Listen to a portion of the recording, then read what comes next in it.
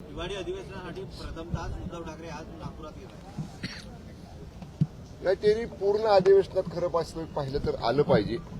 ते राज्याचे काही काळ मुख्यमंत्री राहिलेले आहेत आणि उबाटा पक्षाचे ते राज्याचे प्रमुख आहेत.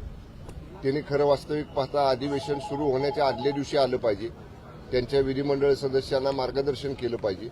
त्यांच्या विधिमंडळ सदस्यांनी कामकाजात कसा भाग घ्यावा, कुठले प्रश्न कसे उपस्थित करावेत, रोजच्या रोज या बाबतीतलं मार्गदर्शन पक्षाचे प्रमुख म्हणून त्यांनी केलं पाहिजे.